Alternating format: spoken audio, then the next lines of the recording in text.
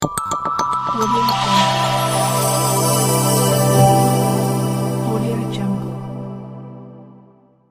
بالله من الشيطان الرجيم. بسم الله الرحمن الرحيم. اللهم صل وسلم على سيدنا محمد وعلى آله وصحبه وسلم. وبعد مولانا شيخ آدم عبد الله الإلوري فقمده الله بأوصي رحمته ربع كبر الشيخ محمد ثوبان آدم عبد الله الإلوري خليفة الشيخ آدم عبد الله الحلال ابن الحلال أطال الله بقاءه لخدمة الدين والإسلام. الشيخ مولاي مشهور رمضان جبريل على أمير الكتوي صاحب الإمامة المكية أدام الله حياته ودولته. الشيخ داود الفضل عبد المجيد حفظه الله تعالى ورعاه. الشيخ عبد الوهاب زبير الجماوي سدد الله خطاه. الشيخ آدم محلي إبراهيم فلونشا بابلاتون أتقى الله ربته. كوبان بابا يقولون دكبا ولا مي ولا النبي لا إله ولا إله إلا الله. كوبا يا من الإسلام. السلام عليكم ورحمة الله وبركاته. وعليكم السلام ورحمة الله. بوكي واكو إقبال مودون. wọn bá tó kú tíra wà dáhùn kó jálẹ̀ yìí ọlọ́dàkùn jẹ́ àparí rẹ̀ pẹ̀lú alhamdulilayi rabbil alamin. náà àwọn ọmọ ìyá mi pípé wọn ò jẹ́ kí n sinmi lórí ọ̀rọ̀ tí mo fẹ́ ní kópa nínú ẹ̀ ṣùgbọ́n mi mo láwọn bàbá nínú ẹ̀sìn láwọn bàbá mi tí wọ́n ń gbà mí nímọ̀ràn tí wọ́n fún mi nímọ̀ràn tí mo sì gbọ́dọ̀ tẹ́tí sí ìmọ̀ràn wọn ṣùgbọ́n bá ti mọ́ rí pé pípẹ́ ọmọ ìyá mi ó pọ̀ kó má bà wá ní ìtumọ̀ mí nínú mo ṣe ní kí n dá sí lọ́nà tí yóò gbà tí àwọn bàbá mi yé lọ́rùn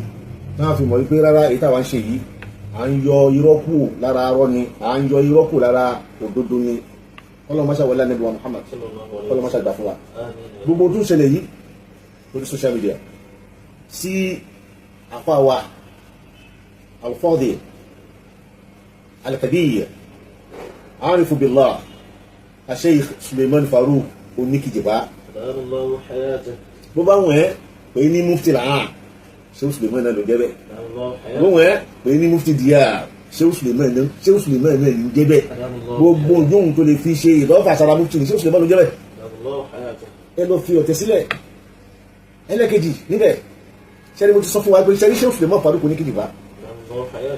igi tí Ọlọ́run lọ ni èèyàn bomi sí o èèyàn bomi sí o kò lè kú láíláí tó pé àwọn tí wọ́n mọ ìpínlẹ̀ Sheikh Suleiman ohun tí ìbá ní mọ́ tí ìbá mọ́ pẹ́ ẹgbẹ̀rún dá sí o gẹ́gẹ́ bí ìwé náà ti mọ̀ mi àwọn tí wọ́n mọ ìpínlẹ̀ Sheikh Suleiman jẹ́ ká mọ̀ wípé àfi bẹ́ẹ̀ pé Ọlọ́run ti mọ ibi tó fẹ́ rán Sheikh Suleiman lọ ní tó fẹ́ sọ́dà lọ́la ló jẹ́ kí bàbá yẹn lọ palẹ̀ mọ́ rẹ̀ láti lẹ̀ gbogbo tẹ́ ń rí lẹ́yìn lára Sheikh Suleiman bí èèyàn bá sọ pé oògùn ni Ọlọ́run kì í lójú ni o bàbá sọ pé ẹran ẹlẹ́dẹ̀ ló jẹ́ àtúnwò àtìyàwó ẹ̀ bọ́ bá sọ pé ẹran èèyàn ló jẹ́ àtúnwò àtìyàwó ẹ̀ Ọlọ́run fi rú wọn lójú ni wàláhí súnmọ́ bí láìlẹ̀ àzì irú orí bẹ́ẹ̀ tó ṣe Sheikh Suleiman tó máa ráyè ò ní mọ̀ díẹ̀ táwọn máa sọ̀sọ́ kúsọ̀ ọ̀pá Ọlọ́run dákun ṣe fèmí náà Sheikh Suleiman ò jókòó lórí àga ẹnì kankan khalifa bàbá wọn Sheikh Usman Farouk wọn bẹ́lẹ̀ àwọn ló jókòó sórí àga bàbá tó bí Sheikh Suleiman àga wọn bẹ́ẹ̀ lọ ni ẹni tó jókòó sí bẹ́ẹ̀ lọ ni Sheikh Suleiman Farouk fún ara rẹ̀ ló ṣiṣẹ́ àga tí wọ́n jókòó lé lórí lága tó mọ lékè Sheikh Adamu kò rí jókòó sí nílùú lọrin ṣẹ́kì tó níbi tẹ̀ àga tó mọ Sheikh Adamu kan ọmọ kéwu Sheikh Adamu kan tí ò rí jókòó lé lórí nílùú lọrin kò rí sí yóò tẹfúríj orílẹ̀ ní Sheikh Suleiman wa tó bá wá ń jọ yín lójú bí gbogbo àdúrún mọ́ gbogbo tó ń lọ yìí ní ìjẹ́gẹ́ mi fẹ́ dá sí torí pé ọ̀rọ̀ ẹni tó bá nílà káyì tí nǹkan kò sọpọlọ ẹ̀rí tó bá sọ̀rọ̀ adásí ṣùgbọ́n ẹni tó yá sí pé àbóyá ohun kan àbóṣàárẹ̀ adékọ̀ọ́kọ́ ṣe tọ́sù pé nìyẹn ìwọ̀nba ni wọ́n dá sọ̀rọ̀ ẹ̀ mọ́ ẹni tó bá fẹ́ mọ iṣẹ́ Ọlọ́run lára Sheikh Suleiman kó lọ bèèrè lọ́wọ́ tí wọ́n mọ̀ pẹ̀lẹ́ Sheikh Suleiman láti gbà kan tí ń bẹnu ọgbà ló fi dá sí pé ohun tó dà lẹ́nu kò jọrú wọn lójú sọ sírù kan nínú àsìrárù Tìjàníyà tó fẹ́ dárúkọ lẹ́nu tí Sheikh Suleiman ti kọjá lórí ẹ̀ dárúkọ sírù náà wọ́n dárúkọ ìlú tẹ́yàn ń wá sí rídé tí Sheikh Suleiman Farouk débẹ̀ ojú kan ni wọ́n jókòó sí òun rí tí kẹ́ntó nìkan kú kí wọ́n bọ́bẹ̀ kí wọ́n jogun ní ò ṣe jọmí lójú tí èèyàn bá wá rí bí Sheikh Suleiman ti rí ni tẹ́ ẹ̀gbọ́n gbogbo tẹ́ ẹ̀gbọ́n yìí ajásípọ̀ Ọlọ́run gbàdúrà Sheikh Suleiman Farouk ajásípọ̀ Ọlọ́run gbàdúrà wọn Sheikh Adamu kan lè ṣàdúrà fún billahi ilazim ẹ lọ gbogbo àwọn tí Sheikh Adamu kan lè ṣàdúrà fún bẹ́ẹ̀ ẹ̀rí pọ̀ ọ̀rọ̀ wọn yàtọ̀ láwùjọ ọ̀rọ̀ wọ́n yàtọ̀ láwùjọ. Mo ń bẹ lọ́dọ̀ Sheikh Sidi Farouk jọkan tó ń jẹ́ ìgbọ́ fún Sheikh Suleiman Farouk. Wọ́n wá èmi ni mo lọ bá wọn. Mo fẹ́ invite wọn fún program kan tí mo ṣe 2014 or 13. Mo wá ní mo fẹ́ pè wọ́n. Mo fẹ́ pe Sheikh Suleiman, mo fẹ́ pe Sheikh Moshood Ramadan Jibril Alani Al-Ketui. Yeminu Sheikh Adam Abdullahi Ilori sahibul imam batil makiya. Adamallahu hayatahu. Sheikh Farouk wá sọ pé ìyẹn bàbá wa àbúrírọ̀ wọ́n ní ó lè pè mí àti Suleiman pọ̀. Ó lè pè wọ́n àti bàbá pọ̀. Wallahi njọ́ tí máa lọ pàdé wọ́n jáde kìí àmọ́ fúra. Mo ti búra bí àkọ́kọ́. Inú Ramadan láti wá wáyìí. Wọ́n ní ó lè pè wá pọ̀. Wọ́n ní torí bí bá jókòó tó náà bá jókòó òun ọ̀rọ̀ tó fẹ́ sọ òun gbọ̀ngàn láyé fẹ́ rí torí kò ní sábìsọ̀rọ̀ kọ́ ni. Allahu akbar. Ṣé ó sì dínkù tá à ń sọ̀rọ̀ èyí mímọ̀ tí a mọ̀ wípé wọ́n nímọ̀ ní òjẹ́ ká gbọ́ pé bàbá yẹn náà wòlíì Ọlọ́run tara ni. Ṣé ó sì dínkù fàlù gbogbo wọn ti mú ìjẹ́wì lára bàbá wọn ni. Gbogbo ìtẹ́ ìgbẹ́ yìí billahi lazim kéèta ni àbí kí Yorùbá pè ní asad kéèta ni ọ̀pẹ ni. Ẹsì ti mọ̀ pé ọlọ́tẹ̀yìn alhasid muktazun alaman lazambẹ̀lẹ̀ ẹ̀kọ́ yàkọ̀ tètè máa bínú sẹ́ntì òfẹ́ akọ̀ máa bínú lójú kò sí tó ń bínú fún ọlá tí Ọlọ́run ṣe fẹ́ nìyẹn ni hasidun ní ìmà láyé òdìhì ilẹ̀ àdáwàdùwà ẹni bá ń bínú ọlẹ́yìn kò lè jọ sóńtọ̀ ńlájẹ́ àfi kí ọlá yẹn kó bọ́ lọ́wọ́ ẹ̀ ọ̀nà ọlọ́wọ́dà tó máa bọ́ lọ́wọ́ ẹ̀ á máa bá lórúkọ jẹ́ pé ẹ má súnmọ́ èèyàn ló pàjẹ́ o èèyàn ló fi ṣògbówó gẹ́gẹ́ bọ́ ti sọ fẹ́ hákì Sheikh Moshood Ramadan Jibril Alani Al-Ketui àbọ̀ àwọn aṣẹ́ òṣèlú olùdíjì bá àfọ́ àwa mufti wa bàbá wa gbogbo tó ń ṣe ìpìlẹ̀ kó jọ lójú. Mo tẹ́ ẹ̀kọ́ bá sọ pé àyà ha sì dánlé aláàní mati atẹ́dìrí aláàmán asátàlá adam asátà aláàláyé fi ìhókìmìhì lè ànákàlà tàbùdọ́lì ma wà á. Ó tẹ́ ẹ̀kọ́ sọ wọ́n ni ẹ̀ṣẹ̀ wọ́n lẹ́ṣẹ̀ kan mọ́ni asátàlá adam asata alallahi fi hukmihi li annaka la tardali. Ó jẹ́rìí èèyàn wọ́n àti àwọn ẹ̀jẹ̀rìí èèyàn lẹ́yìn tí wọ́n jẹ́rìí èèyàn yìí tán ó ti gbowó lọ́wọ́ wọn. Ó jẹ́rìí èèyàn lẹ́yìn tó jẹ́rìí èèyàn yìí tán wọ́n fọ́ mọ́tò gbá. Asata alallahi fi hukmihi li annaka la tardali.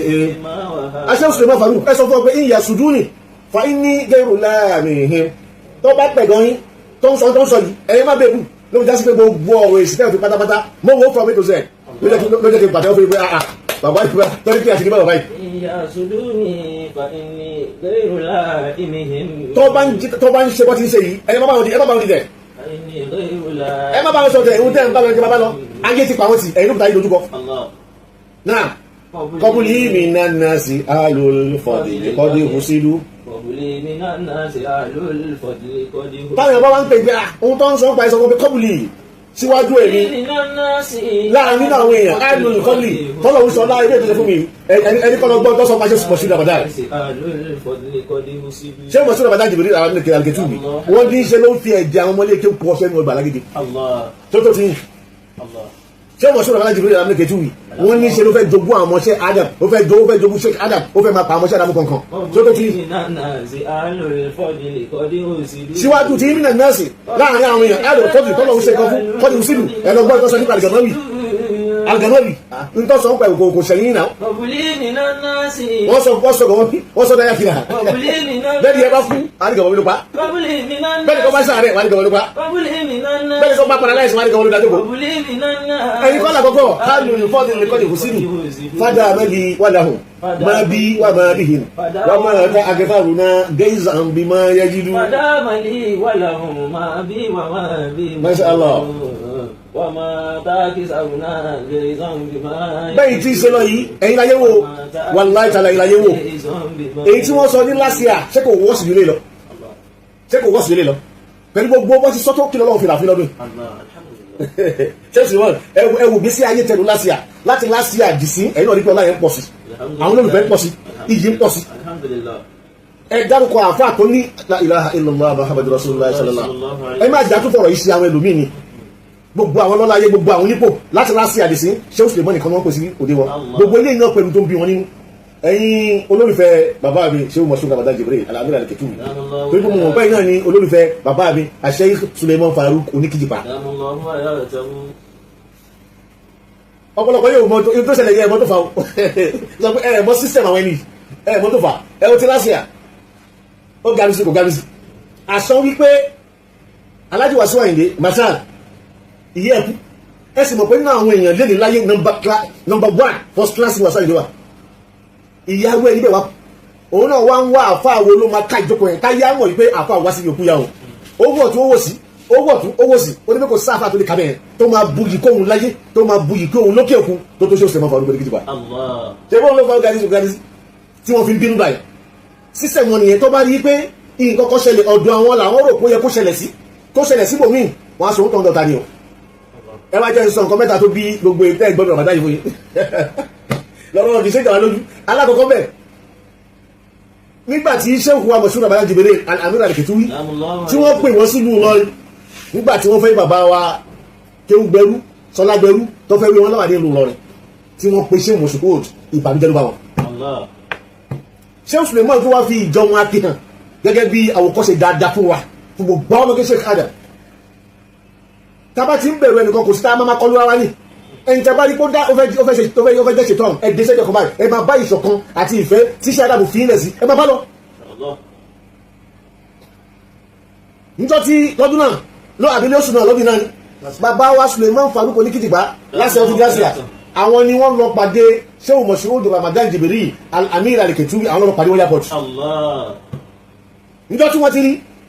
kódà lẹ́yìn ìgbà náà mo pe Sheikh Suleiman Farouk mo lè dájú ṣe yìí mo ní ẹnu máa retí ìyẹ́bàrí kára ìrìn àbádá tó bọ̀ yìí ṣe wọ́n náà ni mo sọ bẹ́ẹ̀ mo ṣe òṣèlú ọ̀bàdàn gbogbo àwọn nǹkan tó máa ń bínú nìyẹn wọn ò fẹ́ àṣepọ̀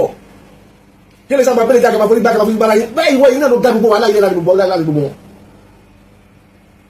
ọlá tí Sheikh Suleiman lọ tà fún Sheikh Moshood nílùú lọrin mo ti wọ́n pé wà lára ṣẹlẹ̀ wọ́n gbé sára gbà náà ó jẹ́ ìbànújẹ́ alákọ̀ọ́ wọn pe àwọn síbẹ̀ Sheikh Moshood lọ pè síbẹ̀ Sheikh Suleiman tó wà lọ pàdé Sheikh Moshood ẹjẹ́ tí wọ́n fi kọ̀kọ̀ fún tí ìbànújẹ́ yìí dẹkùn dáadáa ìgbà tí Sheikh wa Suleiman Farouk Oníkìjìpá tí wọ́n dé ìlú lọrin tí wọ́n lọ pàdé Sheikh Moshood ní airport Sheikh Suleiman wọn bí bàbá lè rè pé bàbá ń bẹ̀rẹ̀ fẹ́ dé sí bàbá wọn ṣàlàyé pé ilé ọmọ mi kan ọwọ́n júwe Sheikh wa Suleiman Farouk Oníkìjìpá mufti DR wọ́n ní bàbá ọ̀yá ẹ̀wọ̀n mọ́tò nù bàbá wọn ní mọ́tò wọn àṣẹ Sheikh Suleiman Farouk ti parí hòtẹ́ẹ̀lì fún wọn tọ́mọdé sí wọn ọjọ́ kan tí wọ́n sùn mọ́jú mọ́jú náà $200,000 lóòtẹ́ẹ̀lì yẹn tó tí wọ́n jẹ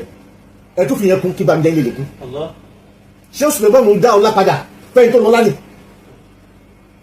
kí ni wàhálà ìyẹn àkọ́kọ́ ìbànújẹ́ wọn ẹlẹ́kẹ̀jì bàbá wa Olúbàdàn of Ìbàdàn land bàbá wa Abdulrasheed adé kí ni wọ́n ní tọ́mà gbogbo àwọn ọ̀yọ́ ṣe tọ́kànlá di ọba ń sìn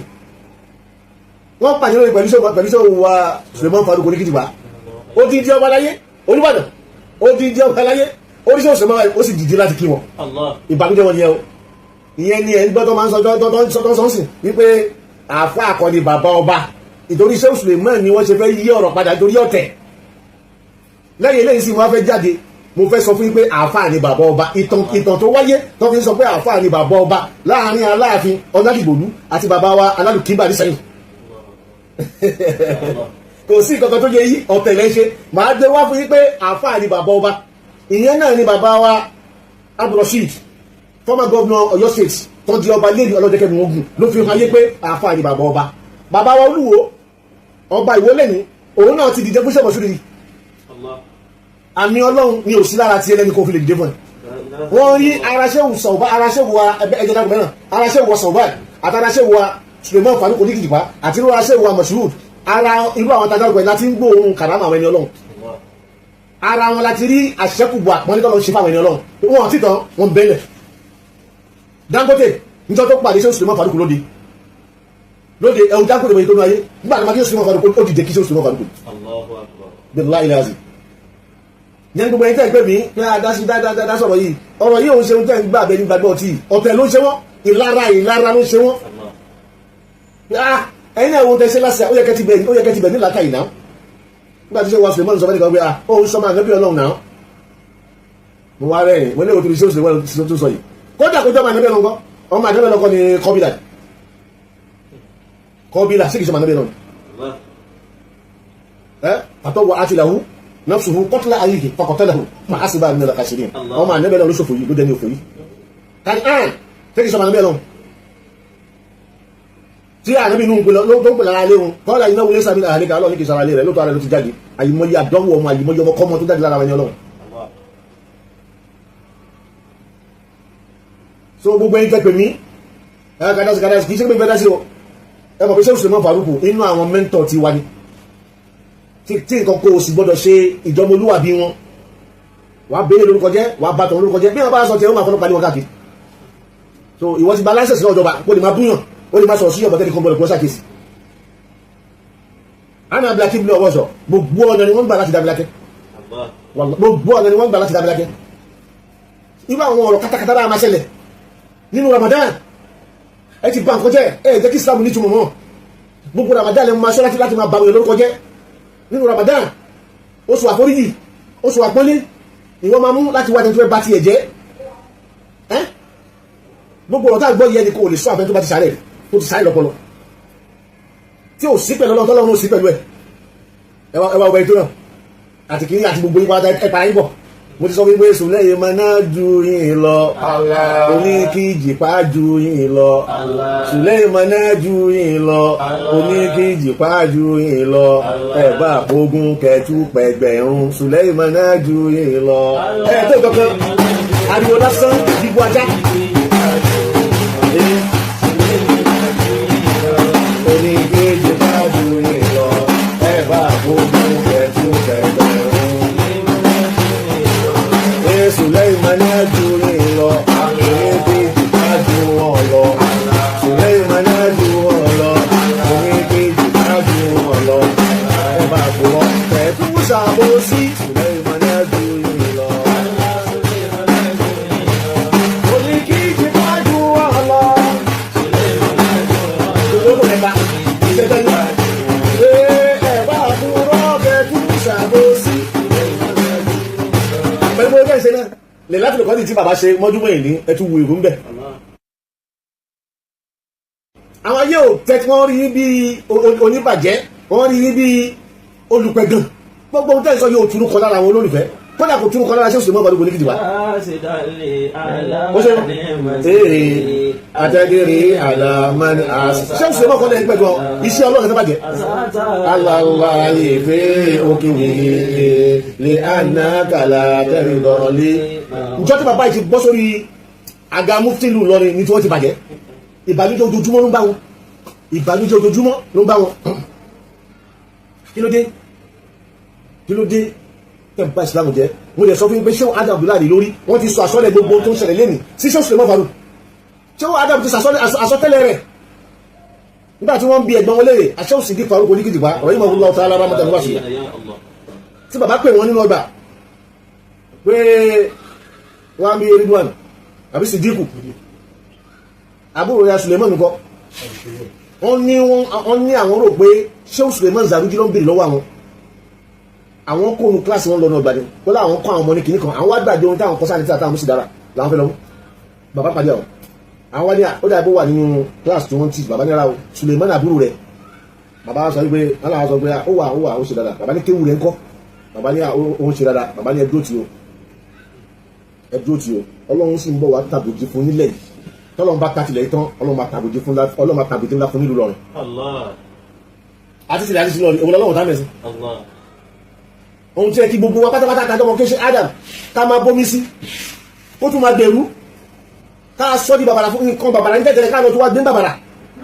lẹ́yìn tí a máa ṣe pé àfi kí nǹkan bàjẹ́ àfi kó Allahu a'lamu àìsàn ẹ̀jẹ̀ lórí sàlẹ̀tọ̀. Allahu a'lamu àìsàn ẹ̀jẹ̀ lórí sàlẹ̀tọ̀. ó lè rò pé wọ́n ní kó jẹ́wọ́ kọ́ ara ìjà ìpínlẹ̀ náà nìyẹn ẹnìkan ló ń lò lọ́rin ó ń ṣe wá sí dún lọ́rin ẹ̀wọ̀n ti ń pè é dún lọ́rin ó ti fẹ́ lò lọ́rin mọ́ bàbá lọ́wọ́ ó fẹ́ ṣe nísìnyí ta wà ní lọ́rin sìn. Allahu a'lamu àìsàn ẹ̀jẹ̀ lórí sàlẹ̀tọ̀. Wallahi Suleiman náà ju yín lọ nílùú Ìlọrin ó ju yín lọ Suleiman náà ju yín lọ nílùú Àbújá ó ju yín lọ Suleiman náà ju yín lọ nílùú Èkó ju yín lọ ẹ̀bá àpògùn kẹtù pẹ̀gbẹ̀rún ní kíjì ipá ju yín lọ. wọ́n á gbé tó kà ń lé yẹn ìyàtọ̀ yẹn jìnnà pépé pátápátá ibi tó bá pèsè lè wọn lè pèsè ọ̀pá gbogbo. wàsámúsó lọkọ orin ni ìyá sẹbi ṣé o ṣe mánu gbogbo tó sọ yìí ẹ fi gàgá di etí ẹ máa gbọ́ wọn. àyàsùn lẹ́yìn máa ń yà sànàjì àjàkà rọbì ìgbìmí nàkàjì lè yá àlùwà bí kàfẹ́ balàdì. bàbá ti gòkè ẹ ti máa ráyè tí ò ní jábọ́ ní àdìláyé. àga ọlá sílẹ̀ fúri ó ti dókòó bẹ́ẹ̀ kó sílẹ̀ ṣe. ẹlòmíràn lè bọ́ sódà dáná ọlọ́run á sì gúnlẹ̀ mi dáadáa gbogbo àwọn ọ̀tá wọn gbogbo àwọn ọ̀tá ṣe mọ́ farúgbù ojú ṣe mọ́ farúgbù ìmọ̀ àfàyè àpẹẹrẹ tó bá lọ tó bá mi nígbẹ̀yìn orin tí mo fi kí bàbá pé mo fún òun tí yá máa ga sí òkè lókè ṣá lòrùn gbé lójú gbogbo ẹ̀yìn àṣẹ ìgbàjẹ́ òní kí jìgbà òdì tẹ́ wọ́n fẹ́ kó tẹ́ wọ́n fẹ́ bá mi gbọ́jẹ́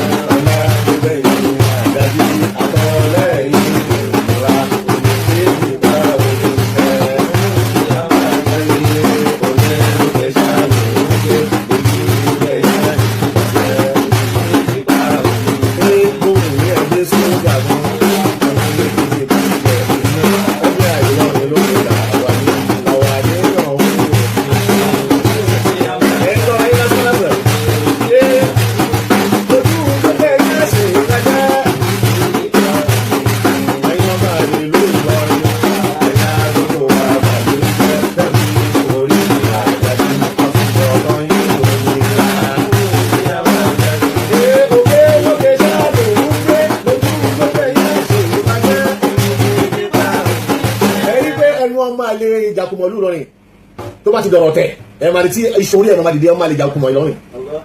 ó dẹ̀ mẹ́ta tí mo sọ fún un program mi já mọ́ bàbá tiẹ̀ tani bàbá ẹ̀ lù lọ gbogbo àwọn táwọn rí la mọ ìtọ́ bàbá wọn lù lọ́rin pé bàbá rí ló bí wọn ilé àfàdà ti jáde ẹnì kan ló wá pè mí nínú ilé lọ́rin wọn ni tí mò ń bi ìjàkùmọ̀ léde pé tani bàbá rẹ̀ ṣé wọn pé jàpàtà náà ti sọ fún yé jórúkọ bàbá jórúkọ bàbá tiẹ̀ àbí bàbá rẹ̀ ò ṣe fi wọn ni mo ṣẹ̀ wá gbọ́ wọn ní bàbá rẹ̀ kì í ṣàfà aláwọ̀ wàláhì súnmọ́ bí ṣe gbọ́nà rìn ní wọ́n ní bàbá rẹ̀ ọmọtí ni bàbá tó bí lọ́mọ ọmọ ìjàkùmọ́ máa lè lọ́rin yẹn wọ́n ní bàbá rẹ̀ ọmọtí ni kódà ọmọtí tó fi wọ́n sáré ẹni ọmọ tọ́mù tí wọ́n ti ṣe kí wọ́n ṣe á máa dágbórú ni ẹ̀jẹ̀ àtọ́tí lọ́ fi bí ó jẹ́ kó máa dágbó Islam ni àtọ́tí lọ́ fi bí ó jẹ́ kó máa dágbó Islam ni bàbá tó bí ṣe Suleiman àṣẹ Faruk oníkìtìgbà tani wọ́n lù lọ́rin wọ́n dákọ̀ bá tẹ́lẹ̀ gbogbo tó náà ṣe wátawátá ọmọ àlè abájọ́ Suleiman aláwọ̀ṣà wọlé àdébù Muhammad ọlọ́kùnrin àríyìn pẹ̀lú ẹ̀mí agún torí bẹ́ẹ̀ ṣọ́ àti fáàlì Islam ní gbogbo ẹni tó bá dájú kan yóò dájú kọ́ṣẹ́ Ádámù gbogbo ẹni tó bá bá ń jà òkè ṣe Ádámù fẹ́ bá jà Ọlọ́run máa tẹ̀wọ́n rí fún yín ọlá àdébù Muhammad